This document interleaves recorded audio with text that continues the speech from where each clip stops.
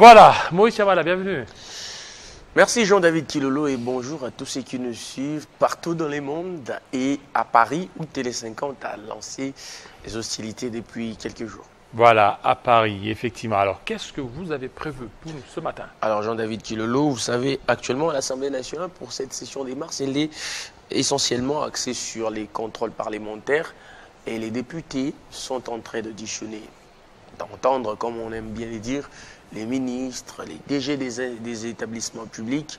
Ça se passe au niveau de l'Assemblée nationale, c'est tous les jours. On voit les retombées avec Constant Moutamba, on voit aussi avec les DG de la SNEL, les DG de l'OVD, on voit les DG de la RVA aussi, qui étaient là. Ça s'est même peu polémique et tout ce qui se dit de part et d'autre. Alors, les gens disent, ou certains communicateurs, j'aimerais bien citer les gens qui sont permis de dire, communiquer pour ces personnes qui sont leurs chefs en quelque sorte, que les députés en quelque sorte sont en train de faire l'acharnement sur d'autres personnes, donc les ministres et quelques DG des entreprises. Alors, pour cette session, nous avons interrogé les députés nationaux, Gétro Mouyombe, qui étaient ici dans nos murs tout justement, pour essayer un peu d'en savoir plus, comment ça passe, comment se déroule, ces contrôles parlementaires, quelles sont les lois qui sont votées, comment ils gèrent la question de la sécurité, comment ils sont en train de gérer cette histoire du contrat RDC-États-Unis. Quand même au niveau de l'Assemblée nationale, apparemment les peuples veulent en sorte que les députés puissent s'en approprier afin qu'il n'y ait pas de vices. Derrière cela, c'était un tout petit peu ces cocktails qu'on a pu échanger avec ces députés nationaux. Alors Jean-David, la première question était celle de savoir, contrôle parlementaire, les députés profitent-ils de l'occasion pour mener une chasse aux sorcières? C'est ça la première question. Voilà, on va suivre, sachant que dans 3 jours, ça sera la fin de cette session, le 15 juin. Et il faut que des dossiers s'accélèrent. Les dossiers de Nicolas Kazadi,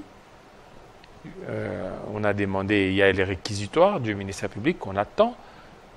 Et puis on attend aussi la suite dans les dossiers Moutamba. Et ce qu'il faut noter, c'est que cette session a été beaucoup plus prolifique. On a vu beaucoup de choses au cours de cette session. Coup de chapeau à Vital Kamerhe, à tout le bureau de l'Assemblée nationale, et aussi à tous les députés qui se sont beaucoup plus démarqués par rapport à cette session. Mais jusque-là, on attend encore les membres de l'UDPS. Chaque fois qu'il y a un membre de l'UDPS, le président Vital Kamerhe, le président de l'Assemblée nationale, a dit que Kabouya refuserait. Pourquoi ça? On va sur la question.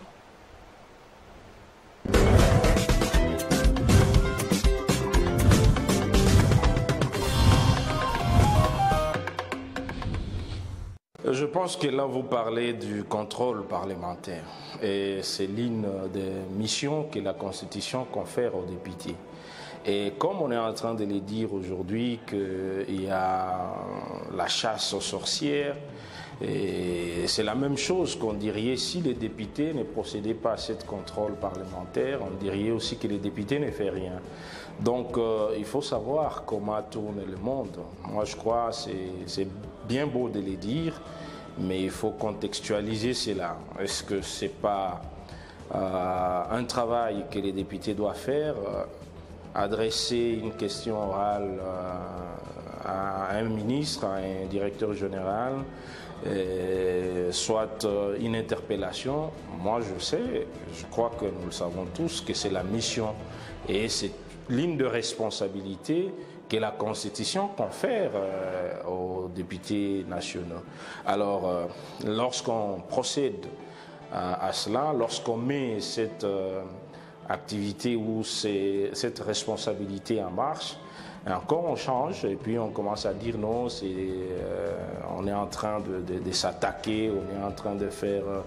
il ne faut pas aussi qu'on généralise. Si peut-être il y a eu un député qui peut-être a délinqué un peu en demandant je ne sais quoi, je n'ai pas de preuves, je n'en connais pas un, mais cela peut être possible qu'il y ait un qui pourrait faire cela, mais on ne doit pas généraliser.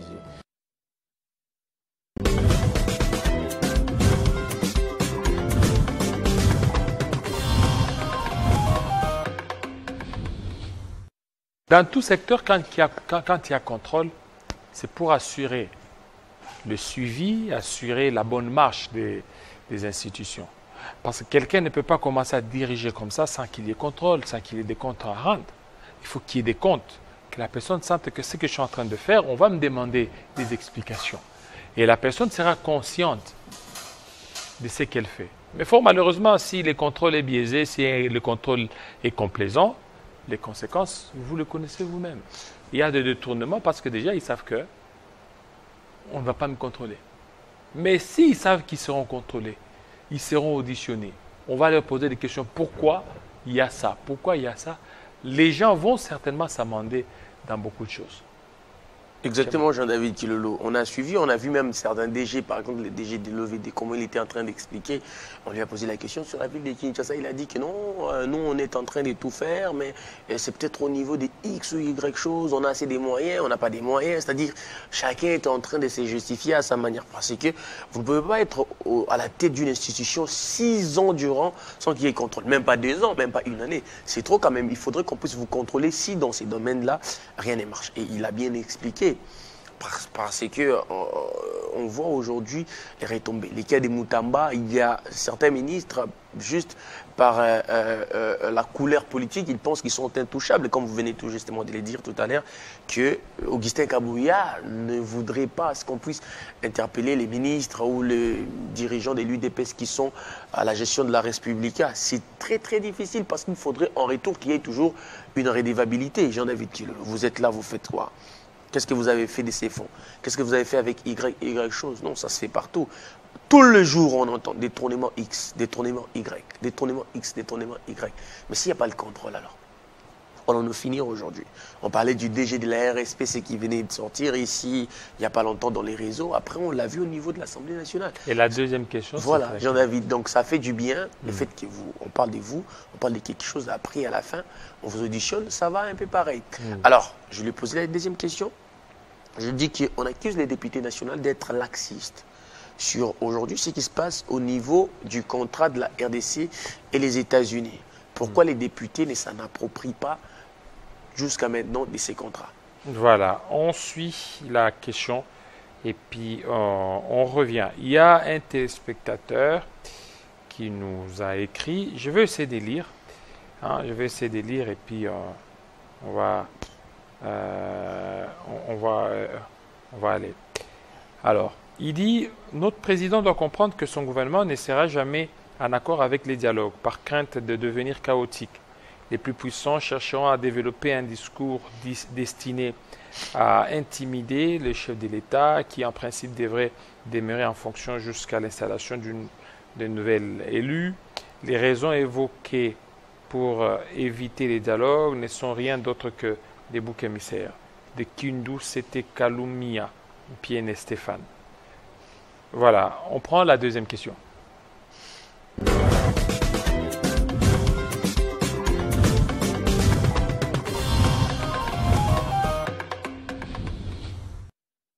Moi, je pense qu'on doit savoir que c'est un rôle important parce que c'est par ces rôles-là, à travers l'interpellation, qu'on ramène tous ces membres du gouvernement ou tous ces mandataires à rester sur la ligne droite, c'est-à-dire à mettre en application le programme du gouvernement qu'ils ont défendu lors du contrat qu'ils ont signé avec le gouvernement, c'est-à-dire lors de leur installation passée par l'Assemblée nationale. Et il n'y a pas d'autre moyen de les contrôler, de les rappeler ou de les ramener à la raison si ce n'est que procéder par ces outils prévus par la loi. À s'approprier une question diplomatique, comment est-ce qu'on va s'approprier cela? Mais on ne doit le faire que dans la limite de la loi. Vous le savez très bien que la Constitution confère le droit de négocier ou la diplomatie au chef de l'État d'abord en premier. C'est lui le premier diplomate. Donc, en deuxième, c'est le gouvernement qui agit par le ministre des Affaires étrangères lorsque le chef de l'État est empêché ou lorsqu'il est à d'autres occupations, il délègue au ministre des Affaires étrangères.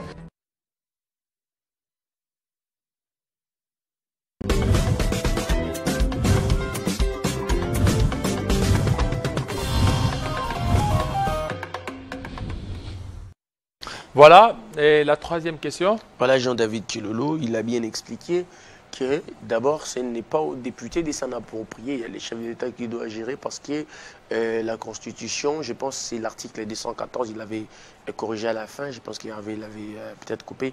Il parle de l'article 214 qui donne aux chefs de l'État les pouvoirs de gérer d'abord cette liberté diplomatique. Et après, lorsque tout sera bien fait, il va les ramener au niveau de l'Assemblée nationale afin que les députés puissent en approprier. Et s'il y a des amendements à faire, à partir de là, ils peuvent faire ces amendements. Alors, la troisième question, Jean-David Kilolo, concernait tout justement la diplomatie. Est-ce que les députés doivent voir cela de loin ou les députés aussi, en quelque sorte, s'ils ont des choses à proposer qui peuvent être insérées dans ces contrats? Voilà, on va devoir suivre cela. Et n'oubliez pas que l'article parle de la primauté des textes internationaux sur les textes nationaux. Alors, on suit la troisième question.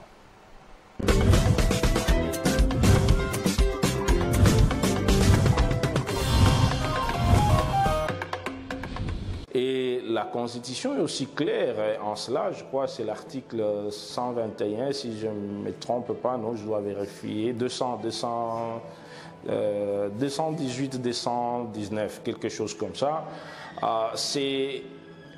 Cet article dit le chef de l'État engage, il discute, il oriente et il informe le Parlement. Donc il informe l'Assemblée nationale après.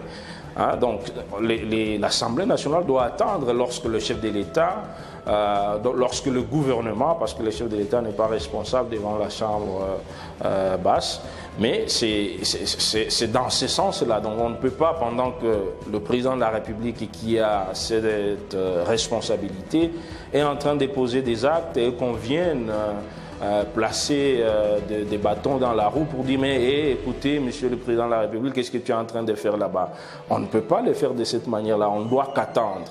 C'est lorsque notre chambre sera saisie qu'on va analyser la question, qu'on va voir le contour qu'il y a et à ce moment-là, on va donner notre avis. Si il faut partir de cette même manière-là, on partira dans cette voie. S'il y a des choses qu'il faut améliorer, on dira non, ici nous pensons qu'il faut ceci, il faut cela.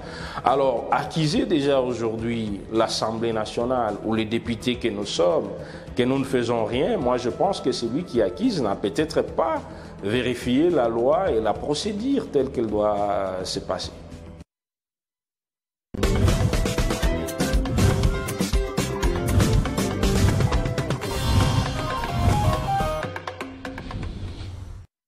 Voilà. On prend la quatrième question. Oui, comme il a dit, c'est-à-dire qu'agir maintenant ou interagir maintenant serait en quelque sorte mettre les bâtons de roue dans la démarche du chef de l'État. Alors les députés de leur côté, ils doivent attendre que la question soit traitée et puis ils vont pouvoir ajouter ou plutôt accepter ce qui a déjà été dit ou ce qui a été proposé dans ces contrats. Donc en quelque sorte, les députés nationaux, Jean-David, sont les garants aujourd'hui je dirais, du bon fonctionnement en quelque sorte. Des choses, parce qu'ils sont les porte-parole de la population. C'est-à-dire vous êtes des Lubumbashi, l'autre est des Kolwezi, tout ça porte sa voix au niveau de la République pour faire avancer la République dans les lois qui vont voter ou dans les lois qui vont légiférer parce qu'à la langue, ça pourra coûter cher à la population. Alors, la quatrième question, Jean-David Kilolo, on sait que les députés ont pour mission, parmi les missions de députés, où ils doivent aussi initier des lois qui vont en faveur de la population. Mais a-t-il déjà initié des lois ou a-t-il déjà eu aussi procédé aux questions orales avec débat posées comme ça a toujours été fait au niveau de l'Assemblée nationale? C'était ça notre quatrième question. Voilà, on va prendre l'avant-dernière question et puis directement, ça sera un tambour.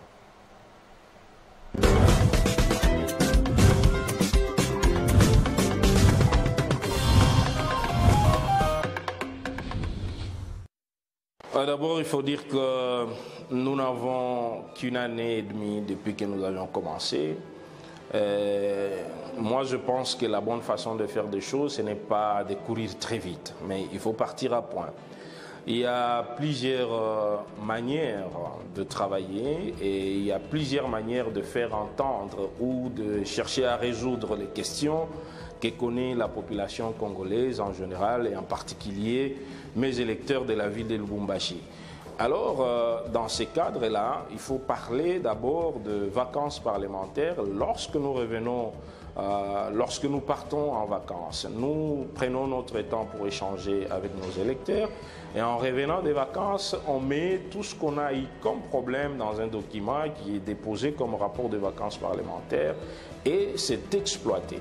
Ça, c'est ligne de voie. Mais une autre voie, c'est lorsque le programme du gouvernement, par exemple, a été amené devant notre Chambre. Personnellement, si vous voulez savoir pour ce qui me concerne, j'ai analysé. J'ai fait mes propositions, j'ai ajouté les idées qu'il fallait pour qu'on améliore ce programme de gouvernement afin que ça rencontre les préoccupations de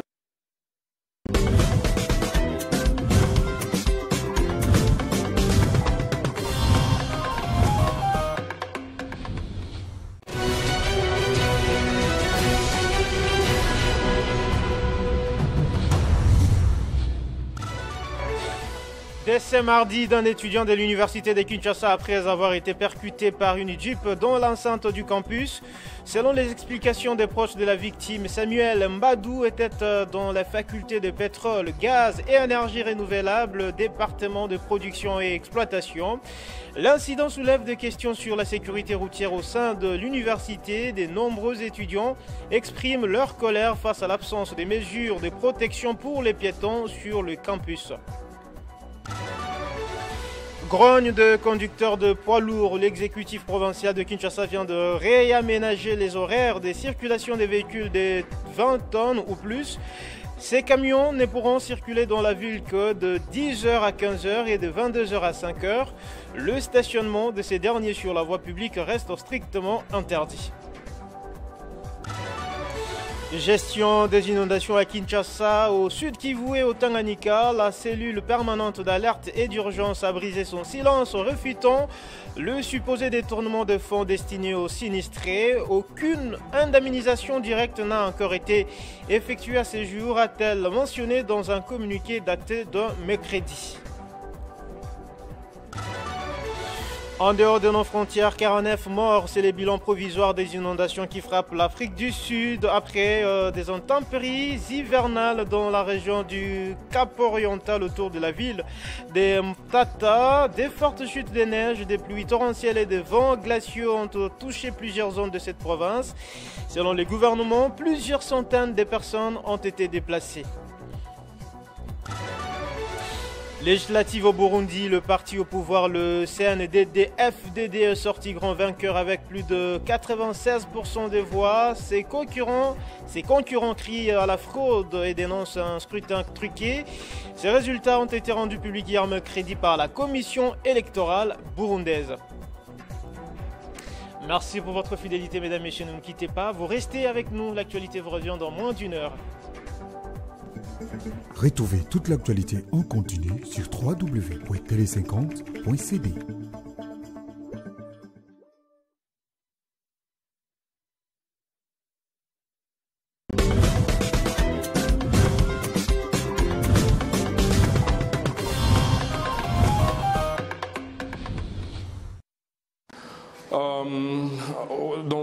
La question sécuritaire, c'est une préoccupation réelle. Et si vous trouvez tous mes rapports de vacances parlementaires, j'ai soulevé ces cas pour ma ville de Lubumbashi, mais aussi chaque fois, il y a des collègues qui en parlent parce qu'on doit aussi éviter les raidis.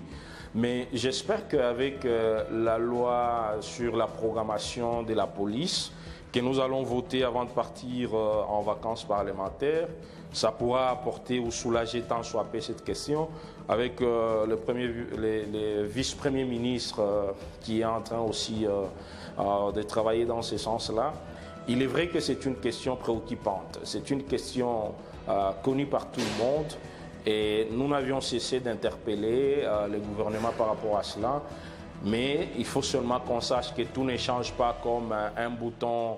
Je ne sais pas moi, le téléphone, du tic au tac. Donc, ce sont des choses qui demandent un peu de processus. C'est une réalité, c'est un problème que nous avons et nous espérons que de manière que nous sommes en train d'apporter des contributions tous, ça sera réglé d'ici là. Mais je voudrais peut-être rappeler que l'article de la Constitution qui parle de la diplomatie et qui confère la diplomatie au chef de l'État, c'est les 213-214. Donc ça, il ne faut pas oublier.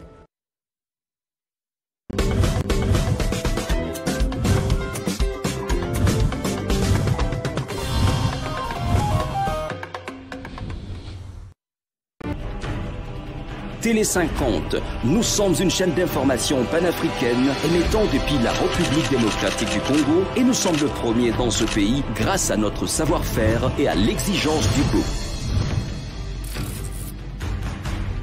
À travers notre sens élevé du professionnalisme, nous avons révolutionné l'environnement médiatique congolais et avons maintenu les caps. Notre ligne éditoriale basée primordialement sur la défense de l'image et des intérêts de la RDC détermine essentiellement notre leadership visionnaire et ambitieux à la fois. Télé 50, encore et toujours, une longueur d'avance. Télé 50, simplement congolais. Le monde change. Les temps paraissent incertains. Ce que l'on entend est souvent différent de ce que l'on voit. Alors, nous recherchons la vérité. Quand on ne rencontre qu'une partie de l'histoire, nous perdons confiance. À temps des crises, nos rêves, nos espoirs et nos souhaits d'un avenir meilleur dépendent d'une presse libre. Sur Télé 50, nous vous importons les nouvelles que les gens... Voilà, merci. On a suivi la 5e et dernière question. Exactement, la 5e question et la dernière était sur comment est gérée les questions sécuritaires au niveau de l'Assemblée nationale, Jean-David. Voilà. On parle de l'agression à l'Est, on parle de l'occupation. Aujourd'hui, on parle des braquages à Kinshasa. On parle des braquages dans des maisons, on parle aussi des braquages, ravissements, enlèvements et tout. Et pour lui, en tant qu'élu de Lubumbashi, il a dit qu'il avait proposé également une loi où il est monté au créneau pour les dire au niveau de l'Assemblée nationale qu'à Lubumbashi, il s'observe depuis un bon bout de temps aussi de l'insécurité urbaine. Avec tout ce qui est un tout petit pays ici, braquage et ces mouvements-là qui étaient en train de se dissimuler en route. Il a aussi proposé des lois ou des amendements sur la police, comment la police doit gérer ce genre de situations, parce que c'est aussi, ça fait partie aussi des prérogatives des députés. C'est aussi de dénoncer et faire appel au ministre de l'Intérieur qui doit s'en approprier. Aujourd'hui, on parle de l'opération Nobo et autres opérations qu'on avait dit Panthère, trucs, des histoires comme ça. Mais jusque-là, Jean-David, il y a toujours un taux accru de Colonna, un taux de braquage, un taux d'enlèvement aussi à Kinshasa. Donc, c'est des choses comme ça qu'il est revenu là-dessus. Merci beaucoup. Tout de suite, notre invité.